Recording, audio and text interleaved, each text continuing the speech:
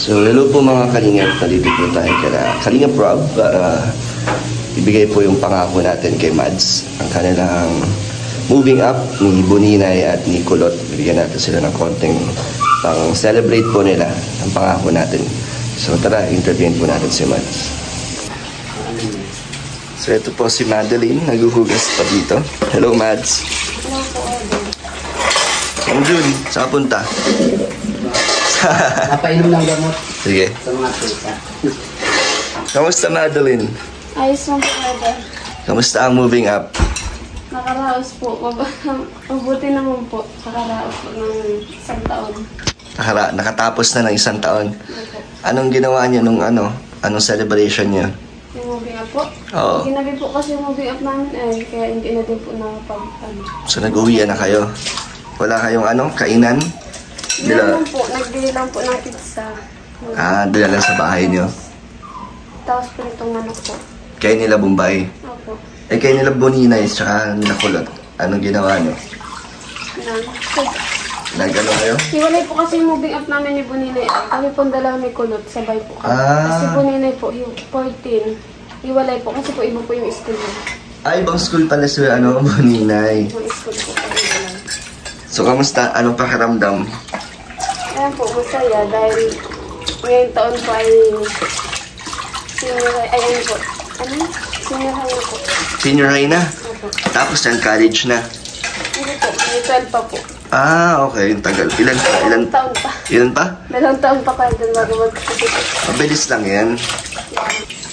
Mabilis lang yan, Mads. Di mo na mamamalayan. Grade 12 ka na. Kaya nga po, bilis na pong taon. Magkaklase pala kayo ni Kulot. Magka-level lang po. Magka-level lang. Kasi po naging to ako ay. Ilang taon ka huminto? Abutan po ako. Isang taon lang po, pero na-late po ako nung mag-grade 1. So, Kapag na-napata kami nung mag-grade 1. ilang taon na ba si Kulot ngayon? 17 po. Tapos, ikaw? Mama, 20 po. 20 ka na pala, no? Pero okay lang yan.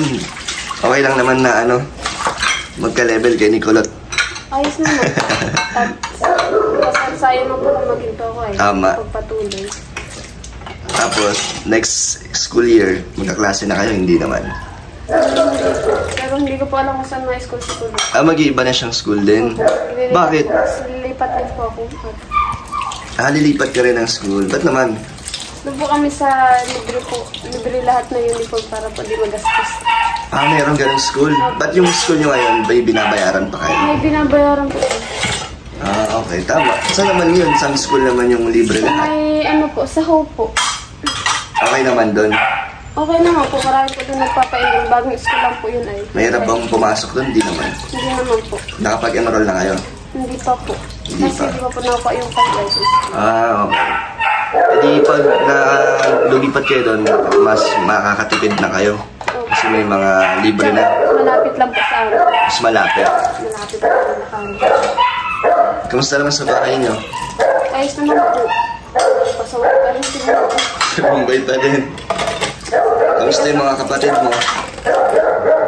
Ayos naman po sila. Yung anak ng ato mo? Ayun po, payat. Payat? Bayat po ata yun. Payat si daw mag-ina po. Bakit? Alam ko ka po nagpapabayat sa sarili. Ano naman, sino yung payat? Yung bata? Yung pares po, bata ina. Ganon? Bakit hindi naman na nabibigyan ng tamang sustansya? Kaya nga po, di nakakain ng sapat. Bakit naman? Anong dahilan? Hirap din po kasi po yung lalaki. Kawawa naman si ate mo tsaka yung bata. May gatas naman, may panggatas naman. Meron naman po. So ano yung ginagawa nyo? Bilang kapatid, tinutulungan nyo rin. So supportahan nyo si ate mo. Siya po, pag nasa po si ate sa YouTube, binibigyan din po niya. At nawa po si ate ay. Grabe naman nakakana. So yung bata ngayon, payat din. Payat din po. Ilang buwan na ba yung bata? 7 po. Pero 7 months? Mas malaki pa si Rabay. Mas matanda pa kay Rabay, no? Mas matanda po yun. Pero mas malaki si Rabay. Pero mas malaki po si Rabay. Kawawa naman yung bata. Ba't si ate mo pumayat din? Siya, mga din po, magata stress. Ay, stress naman. Ikaw, Mads, ikaw lang ba ngayon nagtatrabaho doon sa magkakapatid? Opo, ako nga na po nagtatrabaho po si ate. May asma po baga. Tapos si ate na lang po video-video sa programa po natin. Kamusta ang YouTube nyo? Active pa din ba kayo? Active pa naman din po. Kaso lang nga po, hindi po nakaka-upload ng araw-araw. Bakit naman? Ikaw kasi pumapasok ka. Nandito po kasi ako, di po ako maka-video. Pero minsan po na ano din po ako na-video. Para makaitulong kay ate. Sayang din yung YouTube nyo. Ilan na subscribers nyo? 166 po ata. Taas! Grabe. Subscriber po lang ako. Mas maganda sana kung ano, no? Sa isang linggo nakaka-upload kayo. Mga 3 lang po yun, 2, ganun.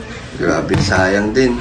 Tipid naman sa video. Kung active kayo sa pag-upload, siguro mas dito nyo makukuha ang mga pangangailangan nyo sa YouTube. Kaya nga po, kung nakatutok na ako.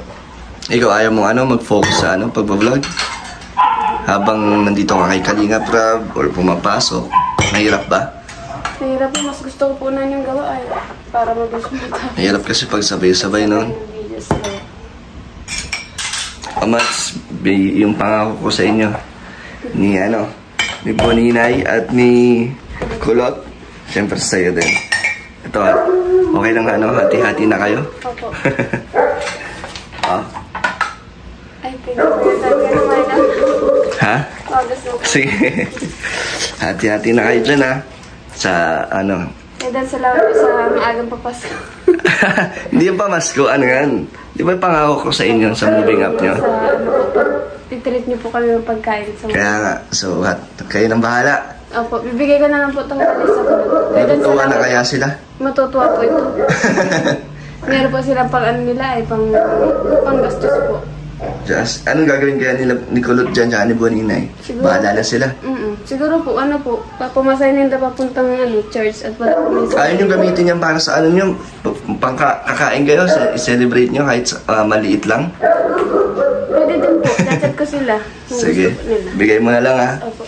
Sige Mads, ingat ka. Salamat po. Sino? Salamat po, Kuya Dan. Pagkawa kasi nag-dito na lang ako. Sige Mads, masasabi mo sa mga patuloy na sumusuporta sa inyong magkakapatid? Salamat po dahil hindi po kayo na dito sa pagsuporta sa amin. Kaya malaking pasalamat ko sa inyo, lalo na po hindi po nag-skip ng ads. Salamat po sa Kuya Dan. Okay, thank you Mads. Congrats ulit. Salamat Kuya Dan. So yan ang routine mo dito Mads, pagkatapos magugas, magwawalis ka. Sa buong bahay. Dun sa bahay niya, naglilinis ka din. Siya po. Nalos pag sa labas niya, may pong kalat. Grabe. So, halos lahat ng gawain, ikaw gumagawa sa inyo. Nagluluto. Hindi naman. Minsan lang po. Kasi sabi ko po, dapat po, pag di upahinga ako, lahat sila na. Nakapagpahinga ka naman. Tumutulong din naman sila sa'yo. Siya lang po, sa gawain din. Baka lagi mong pinapagalitan si Bombay, si Kulot. Hindi ko pa napagalitan si Kumbet, padugo siya pagalit. Hindi po doon nagalit ni Kumbay kaya. Takot po baga.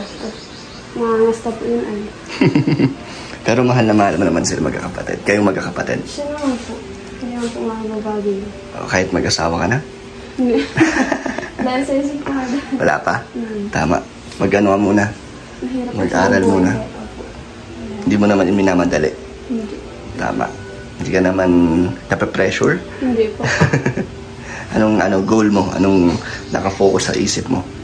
Siyempre po, yung mga kapatid ko na tulungan, yun po nasa isip ko muna. Kaya hindi po ako pwede mag-asawa. Wala po yan sa isip ko. Ano lang, tamang inspirasyon lang? Opo. Next. Sige. School at meron na?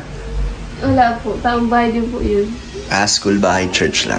Magaling. Sige, ingat kayo ha. Opo. Salamat kayo, Dada. Thank you po mga kalingap sa mga nanood. And syempre kay Rabay, hello. Bye-bye. Bye-bye. Hello, bye-bye. So thank you po mga kalingap. God bless po.